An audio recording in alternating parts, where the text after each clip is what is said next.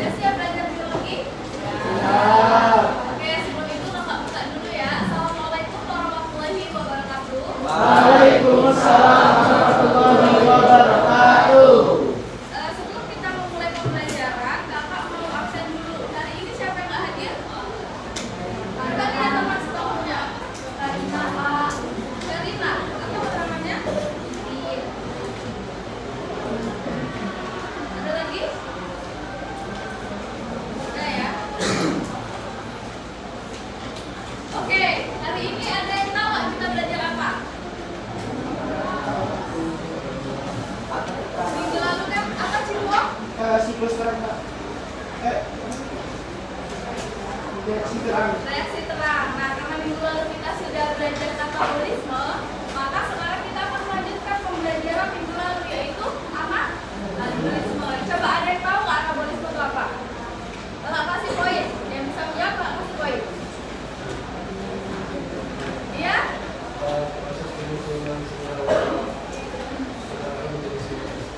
Benar. Ada lagi?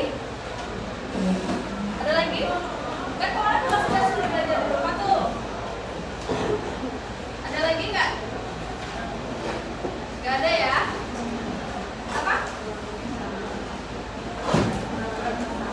Kurang lebih sama. Oke, singkatnya anabolisme adalah proses pembentukan senyawa kompleks.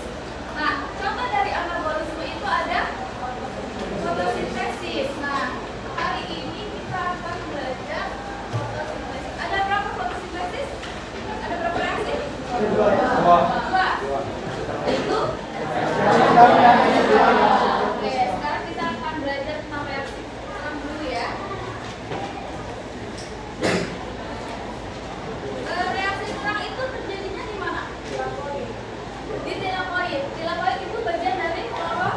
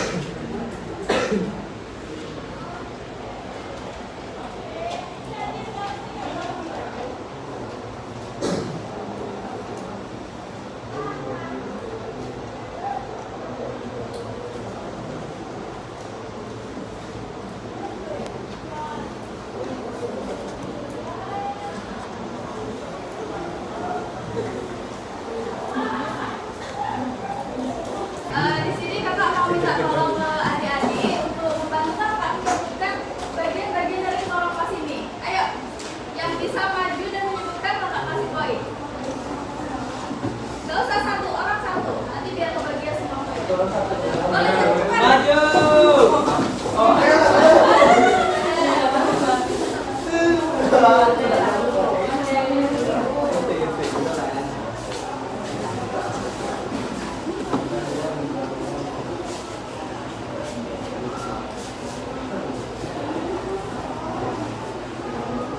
Masih ada satu lagi, dua lagi, siapa mau? Dapat poin loh. Ini apa? Bagian cair dari kloroplas apa?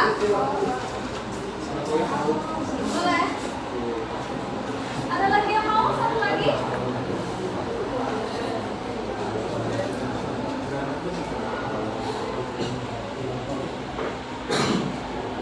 Ini bagian dari tilakoid. Apa? Bagian dalam dari tilakoid apa?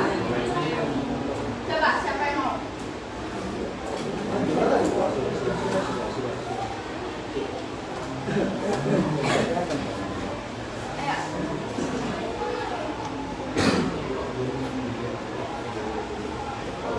Oke, pinter-pinter ya kelas ini ya. Tahu ya bagian dari kloroplas itu apa saja. Nah, tadi yang maju tolong dicatat ya namanya nanti ketemu ke kakak. Oke? Nah, reaksi terang itu terjadi dua aliran, yaitu apa? Dalam silik dan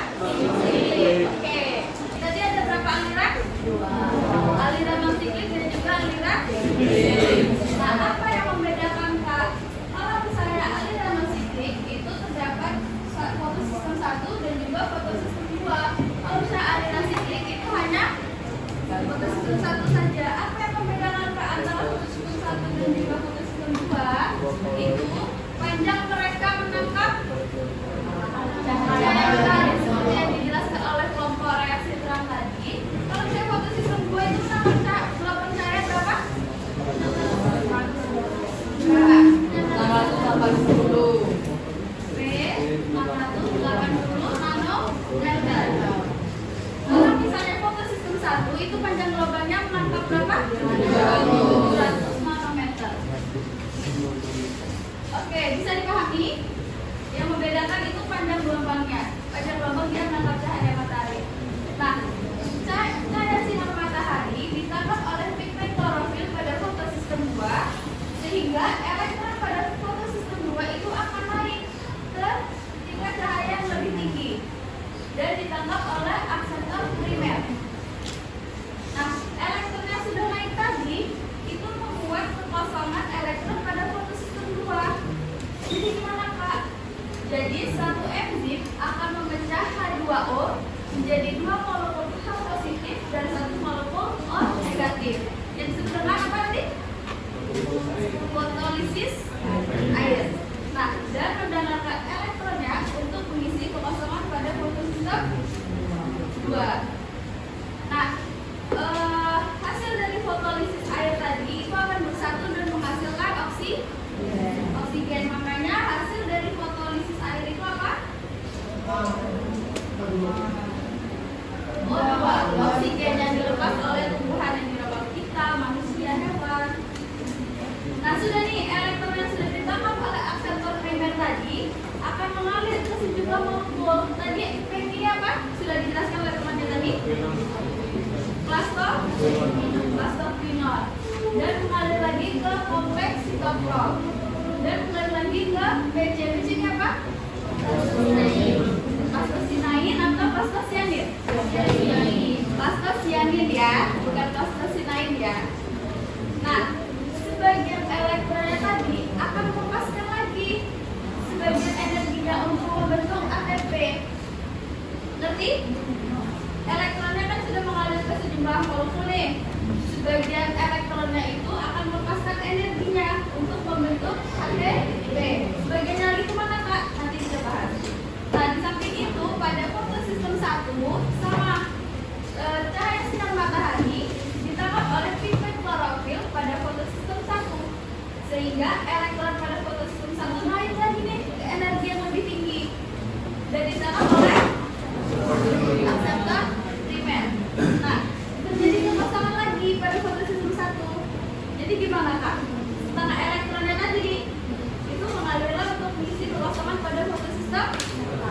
Bagiannya lagi tadi kemana? Dia untuk membentuk ATP. Bagiannya lagi dia masuk ke fotosistem 1. Jadi dia nggak kosong lagi nih elektronnya pada fotosistem 1. Oke, lanjut ya. Elektron yang sudah ditangkap oleh akseptor primer tadi akan mengalir ke FD. FD ini apa tadi? Peredoksin. Nah, dia mengalir lagi ke yang ada vertus redutase. Pada proses inilah enzim ini menggunakan elektronnya tadi untuk proses reaksi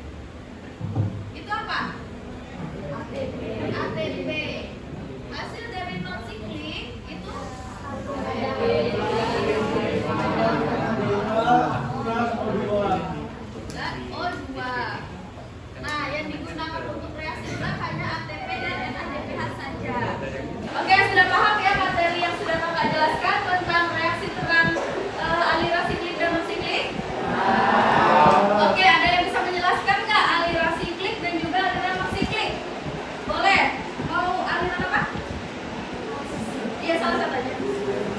Siklik. Satu lagi yang siklik, siapa mau? Kakak kasih 25 poin. Ayo. Ada yang mau 25 poin? Tadi ada apa? Yang siklik. Boleh, ayo. Maju. Yang iya. Mau siklik. Jelaskan dulu ya teman-teman yang di bawah sih.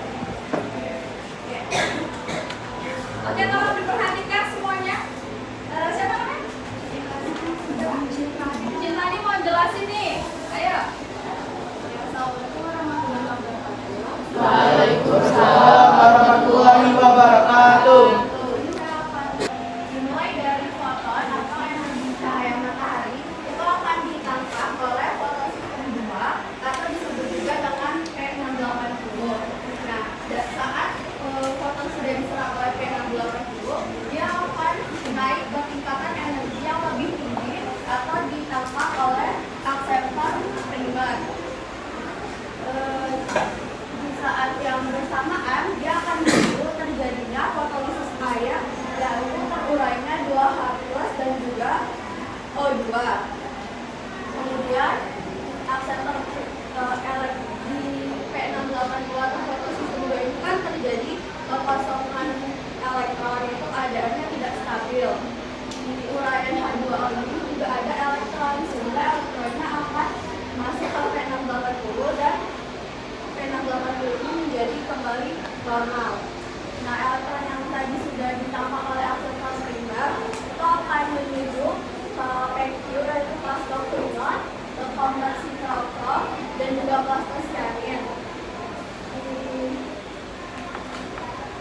Di sini itu 2H+ akan menetap di membran tilakoid dan juga O2 itu lepas ke udara yang sehari-harinya kita hirup.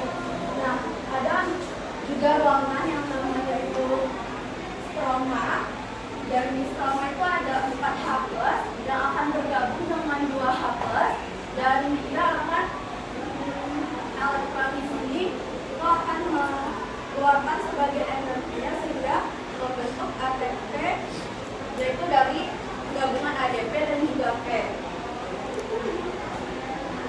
Selanjutnya, foton juga akan diserap oleh fotosistem 1 atau disebut juga dengan P700.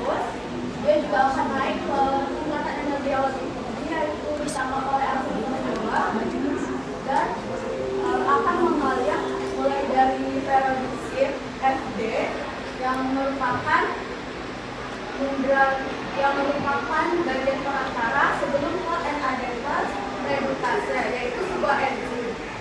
Di enzim NAD+ redukase itu NAD+ akan bergabung dengan H+ menjadi NADPH, sehingga secara keseluruhannya di reaksi termosiklik akan menghasilkan ATP, NADPH, dan juga tambahan O2 yang akan kita gunakan sehari-hari atau digunakan oleh makhluk hidup. Tapi untuk digunakan oleh untuk dilanjutkan ke yang reaksi gelapnya itu hanya NADPH dan juga ATP. Sekian penjelasan yang bisa saya berikan. Assalamualaikum warahmatullahi wabarakatuh.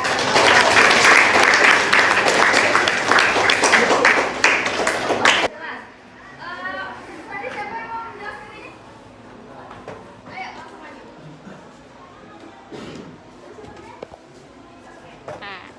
Ayo jelasin teman-temannya, siapa namanya? Cantika dan Cintani.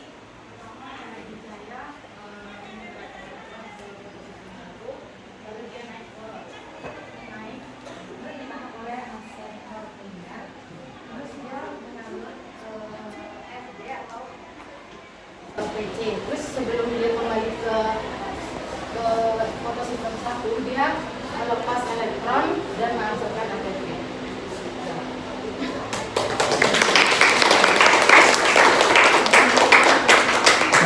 Oke, sudah jelas yang dijelaskan oleh teman-teman tadi. Maka dapat disimpulkan bahwa apa coba perbedaan dari reaksi aliran non siklik dan juga siklik? Kalau misalnya non siklik menghasilkan apa? TV, enak di Bira, enak Elektra. Dan O2 ini kemana? Yang nah, kalau misalnya yang sibling apa? Hanya menghasilkan ATP saja. Oke, sekian pembelajaran kita hari ini. Kakak harap kalian bisa mencerna dan juga paham materi dari reaksi diterang. Untuk pekerjaan rumah, kakak mau kalian mempelajari tentang reaksi gerak. Oke? Oke, terima kasih atas perhatiannya. Kakak mohon maaf apabila ada kesalahan atau perbuatan. Kakak akhiri. Wassalamualaikum warahmatullahi wabarakatuh. Waalaikumsalam warahmatullahi wabarakatuh.